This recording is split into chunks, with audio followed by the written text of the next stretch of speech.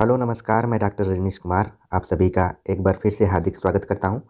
आज के video lecture में हम बातचीत करेंगे यूपी जीआईसी मेंस हिंदी प्रवक्ता के लिखित परीक्षा के दृष्टिकोण से अति लघु उत्तरीय और लघु उत्तरीय प्रश्नोत्तरी के ऊपर, जिसमें कि पहला प्रश्न है, आचार्य रामचंद्र शुक्ल ने भक्ति काल की समय सीमा क्या मानी है।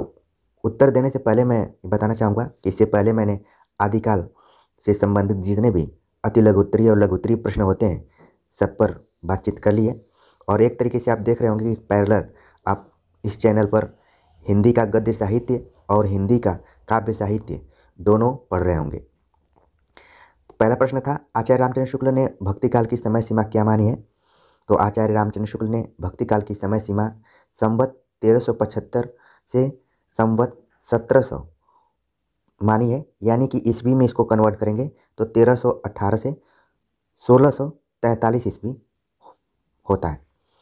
अगला प्रश्न है, आलवार एवं नैनार भक्त कौन है। आलवार भक्तों की संख्या कितनी है, इनके पदों का संकलन किस नाम से किया गया है। आलवार वास्तव में वैष्णवों का तमिल नाम है और नैनार शैवों को कहा जाता है। दक्षिण भारत में आलवार भक्तों की परंपरा 7वीं शती से बराबर चली आ रही है। आलवार भक्तों की संख्या 12 मानी गई है। इनके भक्ति संबंधी पदों का संकलन दिव्य प्रबंधम नामक ग्रंथ में किया गया है, जिसमें कुल लगभग 4000 से लेकर 5000 तक के पदों का संकलन किया गया है।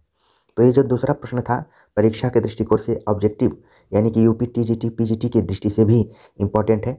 कई बार परीक्षा में पूछ लिया जाता है कि आलवारों का संबंध किससे है, वैष्णव से, और नैनारों का संबंध किससे है, शैवों से। और दक्षिण भारत में इनका प्रचार प्रसार हुआ है और आलवार भक्तों की संख्या कुल 12 मानी गई है, जबकि शैवों की संख्या 63 के आसपास में है। और ग्रंथ के बारे में बता दिया गया कि दिव्य प्रबंधम नाम का ग्रंथ है।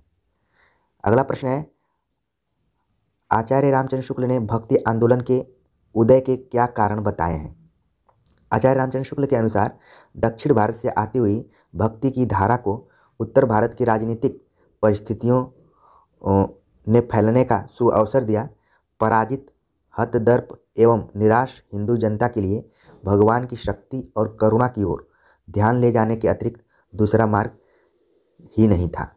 तो ये कई बार कोटेशन परीक्षाओं में पूछा जाता है और यहाँ पर लिखित परीक्षा में पूछा गया है कि भक्ति आंदोलन के उदय के संदर्भ में आचार्य रामचंद्र शुक्ल का क्या मानना रहा है। तो आपने ज़्यादातर पढ़ा होगा कि अपने निराश हिंदू जनता के लिए भगवान की शक्ति और करुणा की ओर ध्यान ले जाने के अतिरिक्त दूसरा मार्ग ही नहीं था। क्वेश्चन नंबर 4 है, भक्ति के प्रचार प्रसार में किन आचार्यों का विशिष्ट योगदान रहा है। तो भक्ति के प्रचार प्रसार में आमतौर पर रामानंद, रामानुजाचार्य, मध्वाचार्य, बल्भाचार्य, जयदेव और महाराष्ट्र के प्रमुख संत नामदेव का महत्वपूर्ण योगदान रहा है। ये अति लघु उत्तरीय प्रश्नों के जवाब में इस तरीके से लिखा जा सकता है। अगला प्रश्न है, भक्ति काल का वर्गीकरण कीजिए। भक्ति काल को सामान्यतः 2 धाराओं निर्गुण धारा और सगुण धारा में विभक्त किया गया है। निर्गुण धारा को पुनः संत काव्य और सूफी काव्य में तथा सगुण धारा को राम काव्य और कृष्ण काव्य में विभक्त किया गया है। संत काव्य धारा जिसे ज्ञानश्रेय या ज्ञानमार्गी शाखा कहते हैं, कबीर इस धारा के प्रतिनिधि कवि हैं।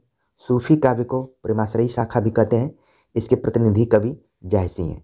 इस प्रकार कृष्ण काव्य के प्रतिनिधि कवि सूरदास और राम काव्य के प्रतिनिधि कवि तुलसीदास हैं। तो आपने देखा संक्षेप में पूरा भक्ति काल का जो वर्गीकरण है और उसके जो प्रतिनिधि कवि हैं सभी के बारे में जानकारी हो गई होगी। अगला प्रश्न है, रहस्यवाद से क्या अभिप्राय है। चिंतन के क्षेत्र में जो अद्वैतवाद है, भावना के क्षेत्र में वही रहस्यवाद है। निर्गुण ब्रह्म को भावना का विषय बनाकर जब हम उससे तरह तरह के माधुर्य भाव मूलक संबंध जोड़कर उसके प्रति जिज्ञासा, विरह, मिलन की अनुभूति काव्य में की जाती है तो उसे रहस्यवाद का नाम दिया जाता है। तो यहाँ पर रहस्यवाद आपको समझ में आ गया होगा कि रहस्यवाद जिसमें कि जिज्ञासा, विरह, मिलन की अनुभूति आदि जब कविता के माध्यम से की जाती है तो वो रहस्यवाद कहलाता है। खासतौर से यह भक्ति काल में और आधुनिक काल के जो छायावाद का समय है और महादेवी वर्मा में ज़्यादातर दिखाई पड़ता है। अगला प्रश्न है, रहस्यवाद के भेद और स्थितियों पर प्रकाश डालिए। आचार्य रामचंद्र शुक्ल ने रहस्यवाद के दो भेद किए हैं, साधनात्मक रहस्यवाद और भावात्मक रहस्यवाद। रहस्यवाद के निम्न सोपान हैं, जिज्ञासा की अनुभूति, विरह की अनुभूति, मिलन का आनंद। ये ऊपर के क्वेश्चन में भी बात की गई थी और यहाँ पर एकदम क्लियर हो गया कि रहस्यवाद के कितने भेद हैं। तो शुक्ल के अनुसार दो हैं, साधनात्मक और भावात्मक। अगला प्रश्न है, सगुण एवं निर्गुण के अंतर को स्पष्ट कीजिए। निर्गुण ब्रह्म निराकार, निरुपाधि एवं सर्वव्यापी है। वह सूक्ष्म रूप में सभी जड़ चेतन में व्याप्त है, जबकि सगुण ब्रह्म संसार में अवतार लेता है। उसका निश्चित रूपाकार एवं विषय है। राम, कृष्ण आदि सगुण ब्रह्म के ही अवतार हैं। तुलसी ने दोनों का समन्वय करते हुए कहा है कि जैसे पानी से बर्फ और बर्फ से पानी बनता है, उसी प्रकार निर्गुण ब्रह्म ही भक्तों के प्रेम के वशीभूत होकर सगुण साकार रूप धारण करता है। कबीर के राम निर्गुण है, जबकि तुलसी के राम सगुण है। तो यहाँ पर अंतर स्पष्ट करने की कोशिश की गई है, खासतौर से तुलसी और कबीर के उदाहरण के माध्यम से। अगला प्रश्न है, नवधा भक्ति से क्या अभिप्राय है। नवधा भक्ति का उल्लेख नारद भक्ति सूत्र में है। भक्ति के सभी 9 अंग जहाँ पाए जाते हैं उसे नवधा भक्ति कहते हैं। नवधा भक्ति के अंग हैं श्रवण, कीर्तन, स्मरण, पाद सेवन, अर्चन, वंदन, दास्य, सख्य और आत्मनिवेदन। जैसे नवधा भक्ति है, वैसे ही जब आप कई बार रस पढ़ते हैं तो नव रस की चर्चा की जाती है। अगला प्रश्न है, समाज सुधार की दिशा में कबीर द्वारा किए गए प्रयासों का संक्षेप में उल्लेख कीजिए। कबीर ने राम रहीम की एकता का प्रतिपादन कर सामाजिक सौहार्द स्थापित करने का प्रयास किया। जाति प्रथा, मूर्ति पूजा, तीर्थाटन, व्रत, रोजा, नमाज, पाखंड, बाह्य आडंबरों का डटकर विरोध किया। वे हिंसा के विरोधी हैं तथा सदाचार, नैतिकता एवं इंसानियत पर बल देते हैं। तो इस छोटे से उत्तर में आपने कबीर के बारे में बहुत अच्छे से जान लिया होगा कि उनके काव्य का क्या महत्व रहा है और समाज सुधार की दिशा में उन्होंने कौन कौन से काम किए हैं। अगला प्रश्न है, कबीर की भाषा का स्वरूप क्या है। कबीर की भाषा को पंचमेल खिचड़ी या सधुकड़ी भाषा कहा गया है। उनकी भाषा विभिन्न भाषाओं एवं बोलियों के मेल से बनी है। उसमें पूर्वी हिंदी, ब्रज भाषा, पंजाबी, राजस्थानी आदि अनेक भाषाओं के शब्द मिल जाते हैं। आचार्य हजारी प्रसाद द्विवेदी के अनुसार कबीर का भाषा पर जबरदस्त अधिकार था। वे उन्हें वाणी का डिक्टेटर मानते हैं। तो एक तरीके से हिंदी आलोचना में कबीर की भाषा को लेकर काफ़ी डिबेट रहा है कि किस तरीके की भाषा है।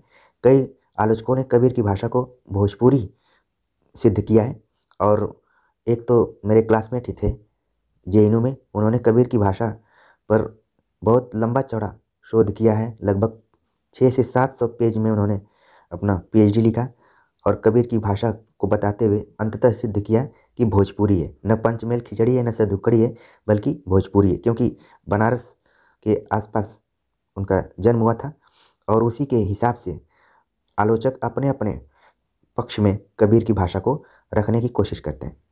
अगला जो प्रश्न है, सूफी कवियों की प्रमुख मान्यताओं पर प्रकाश डालिए। सूफी कवि प्रेम को ईश्वर प्राप्ति का साधन मानकर इश्क मजाजी यानी कि लौकिक प्रेम से इश्क हकीकी यानी कि अलौकिक प्रेम तक पहुँचने का संदेश देते हैं। ईश्वर की भावना ये स्त्री रूप में करते हैं और साधक को पुरुष रूप में कल्पित करते हैं।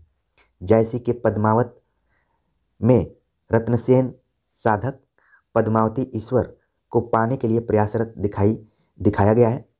जीवात्मा को परमात्मा तक मिलाने के लिए 4 मुकामात पार करने होते हैं, जिनके नाम हैं शरीयत, तरीकत, हकीकत, मारिफत। तो जब भी सूफी काव्य की चर्चा करेंगे तो इन सारे बिंदुओं को आपको स्पष्ट करना पड़ेगा। अगला प्रश्न है, अन्योक्ति और समासोक्ति के अंतर पर प्रकाश डालते हुए बताइए कि पद्मावत समासोक्ति है या अन्योक्ति है। तो अन्योक्ति और समासोक्ति अलंकार के अंतर्गत भी पढ़े जाते हैं और यहाँ पर पद्मावत के संदर्भ में प्रश्न पूछा गया है। उत्तर है, जहाँ व्यंग्यार्थ प्रधान और वाच्यार्थ गौड़ हो जाता है वहाँ अन्योक्ति होती है।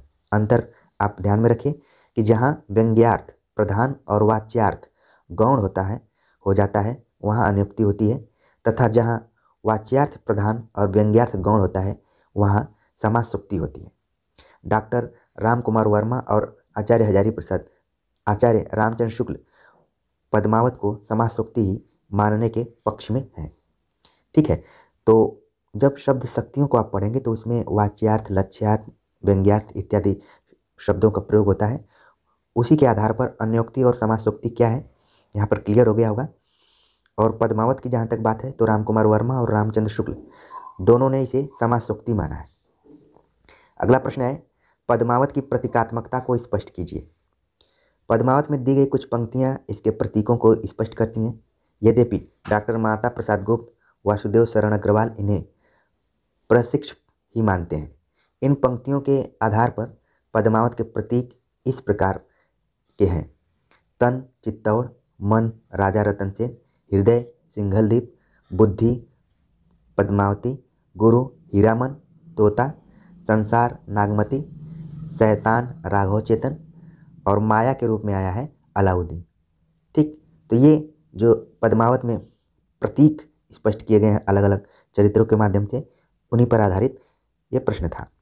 अगला प्रश्न है, पद्मावत को समासोक्ति मानने के क्या कारण हैं। अभी हमने ऊपर चर्चा किया कि राम कुमार वर्मा और डॉक्टर आचार्य रामचंद्र शुक्ल यानी कि आचार्य रामचंद्र शुक्ल ने इसे समासोक्ति माना है। क्या कारण है? जैसे कि पद्मावत में लौकिक कथा के बीच बीच में कहीं कहीं क्षीण आध्यात्मिक संकेत भी हैं, अर्थात वाच्यार्थ प्रमुख है और व्यंग्यार्थ गौण, इसलिए पद्मावत को समासोक्ति मानना उचित है। अगला प्रश्न है, अष्टछाप का परिचय दीजिए। इसकी स्थापना कब और किसने की है? अष्टछाप की स्थापना 1565 ईस्वी में गोस्वामी विट्ठलनाथ ने की, जो बल्भाचार्य के पुत्र थे। उन्होंने अपने पिता के 4 शिष्यों कुंभनदास, सूरदास, परमानंद दास, कृष्णदास तथा अपने 4 शिष्यों गोविंद स्वामी, नंददास, चित स्वामी और चतुर्भुज दास पर अपने आशीर्वाद की छाप लगाकर अष्टछाप की स्थापना की। उक्त सभी कवियों को अष्टसखा भी कहा गया है। तो एक तरीके से ये परीक्षा के दृष्टिकोण से काफ़ी इंपॉर्टेंट प्रश्न था और लगभग सभी ऑब्जेक्टिव एग्जाम में नेट से लेकर असिस्टेंट प्रोफेसर की परीक्षाओं में ये सवाल आता रहा है, तो इसको आप ध्यान में रखिए। अगला प्रश्न है, कृष्ण भक्ति के प्रमुख संप्रदायों उनके प्रवर्तकों का नाम उल्लेख कीजिए। कृष्ण भक्ति के प्रमुख संप्रदाय एवं उनके प्रवर्तक इस प्रकार हैं: निम्बार्क संप्रदाय, निम्बार्काचार्य; राधा बल्लभ संप्रदाय, स्वामी हित हरिवंश; हरिदासी संप्रदाय जिसे कि सखी संप्रदाय भी कहा जाता है, स्वामी हरिदास; चैतन्य संप्रदाय, महाप्रभु चैतन्य; बल्लभ संप्रदाय, बल्लभाचार्य। अगला प्रश्न है, कृष्ण के किस रूप का वर्णन कृष्ण भक्त कवियों ने किया है? श्री कृष्ण के मधुर रूप का चित्रण कृष्ण भक्त कवियों ने किया है। वे महाभारत के योगेश्वर कृष्ण न होकर लीला पुरुषोत्तम कृष्ण हैं। कृष्ण के बाल जीवन एवं किशोर जीवन को ही उन्होंने अपने काव्य का विषय बनाया। यही कारण है कि समूचा कृष्ण काव्य माधुर्य भाव से ओतप्रोत है। कृष्ण की प्रेम लीलाएं ही परवर्ती रीतिकालीन काव्य में श्रृंगार की विषय वस्तु बनी। अगला प्रश्न है, पुष्टि का अर्थ स्पष्ट करते हुए पुष्टि भक्ति पर प्रकाश डालिए। ये भी प्रश्न कई बार परीक्षाओं में पूछा जा चुका है। पुष्टि का अर्थ क्या है? पुष्टि का अर्थ है पोषण और पोषण का अर्थ है ईश्वर की कृपा। अतः पुष्टि का प्रयोग ईश्वर की कृपा के अर्थ में होता है। पोषण तदनुग्रहण। पुष्टि मार्ग में 3 प्रकार के जीव माने गए हैं: पुष्टि जीव, मर्यादा जीव, प्रवाह जीव। 3 प्रकार की आसक्तियाँ पुष्टि मार्ग में बताई गई हैं: स्वरूपासक्ति, लीलाशक्ति, भावाशक्ति। तो पुष्टि के अंतर्गत पुष्टि का अर्थ क्लियर हुआ। पुष्टि मार्ग में कितने जीव बताए गए हैं और कितनी आसक्तियाँ बताई गई हैं। ये दोनों 3 हैं और तीनों के नाम अलग अलग हैं। अगला प्रश्न है, शुद्धाद्वैतवाद की मान्यताओं पर प्रकाश डालिए। सूरदास ने बल्भाचार्य द्वारा प्रतिपादित शुद्धाद्वैतवाद की मान्यताओं को ग्रहण किया। जीव को ईश्वर का अंश मानकर उन दोनों का अद्वैत माना गया है। माया के कारण ही जीव की दुर्वस्था होती है और वह जगत के प्रपंच में फंसता है। इसी माया का निवारण करने का अनुरोध सूरदास कृष्ण से करते हैं। माधव जी ने कुहट की गाय, ये पंक्ति है। शुद्धाद्वैतवाद में जगत को सत्य तथा संसार को मिथ्या मानकर माना गया है। सृष्टि का अनादि प्रवाह जगत है, किंतु कंचन, कामिनी, शरीर आदि संसार है। जगत ब्रह्म की शक्ति है, जबकि संसार जीव की अविद्या का परिणाम है।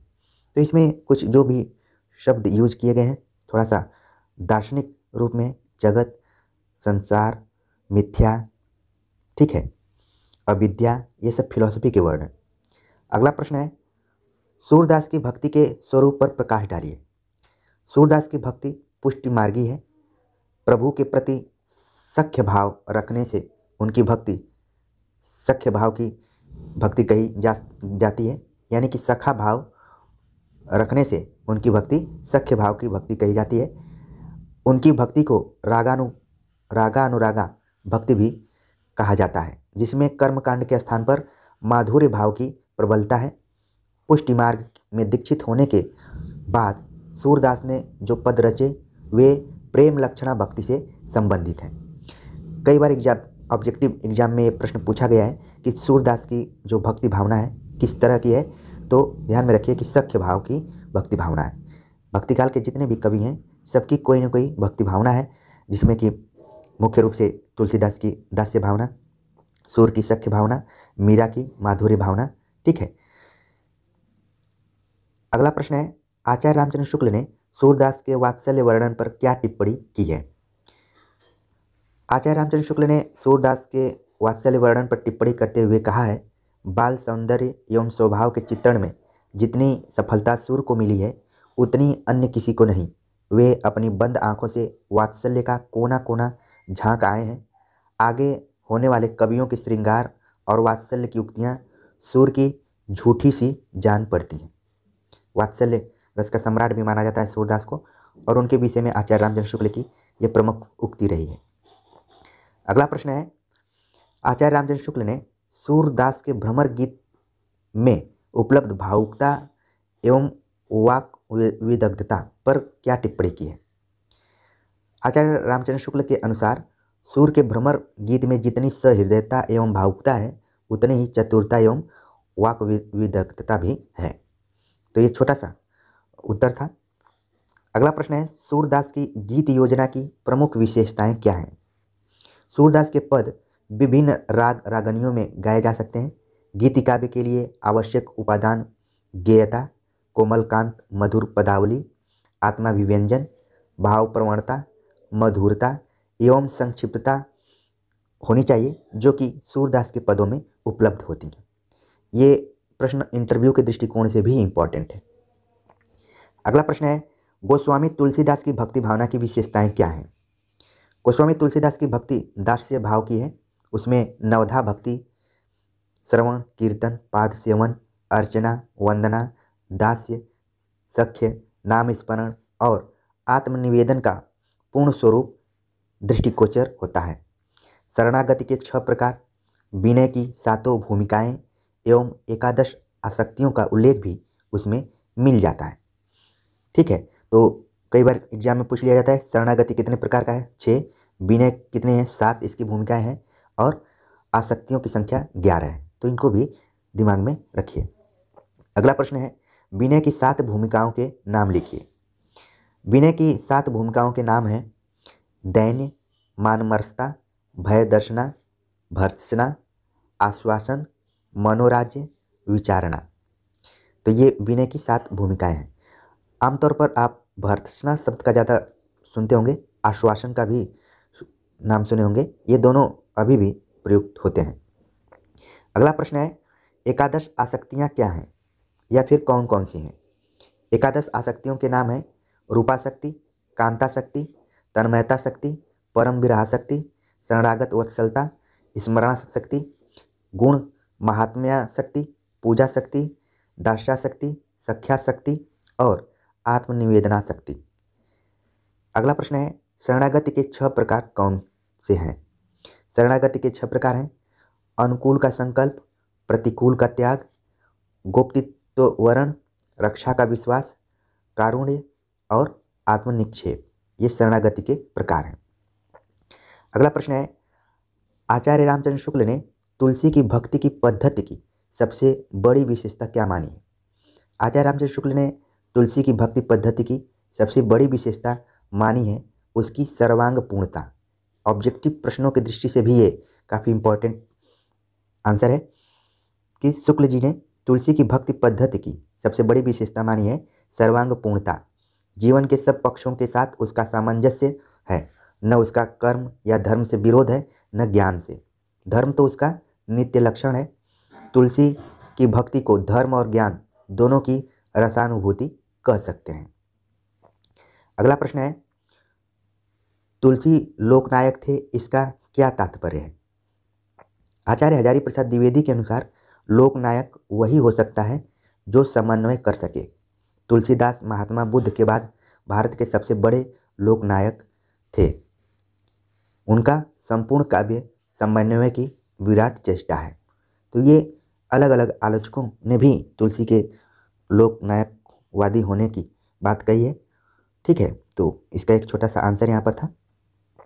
अगला प्रश्न है, तुलसीदास ने किन क्षेत्रों में समन्वय का प्रयास किया? तुलसीदास ने धर्म, दर्शन, भक्ति, परिवार एवं साहित्य के क्षेत्र में समन्वय का प्रयास किया। उन्होंने शैव और वैष्णव का समन्वय, वैष्णव और शाक्त का समन्वय, सगुण और निर्गुण का समन्वय, ज्ञान और भक्ति का समन्वय, अद्वैत एवं विशिष्टाद्वैत का समन्वय, राजा और प्रजा का समन्वय, नर और नारायण का समन्वय अपने काव्य में किया है। तो आपने देखा कि किन किन बिंदुओं को लेकर उनको समन्वयवादी कवि कहा जाता है। अगला प्रश्न है, तुलसीदास द्वारा रचित प्रामाणिक ग्रंथों के नाम लिखिए। तुलसीदास द्वारा रचित प्रामाणिक ग्रंथों की संख्या 12 मानी गई है। इनके नाम हैं रामचरितमानस, विनय पत्रिका, कवितावली, गीतावली, दोहावली, पार्वती मंगल, जानकी मंगल, श्री कृष्ण गीतावली, रामलला नाचू, बरवे रामायण, रामाज्ञा प्रश्न, वैराग्य संदीपनी। तो ये प्रमुख जो उनके प्रामाणिक 12 ग्रंथ हैं, आचार्य रामचंद्र शुक्ल ने भी माना है, उनके पूरे नाम थे।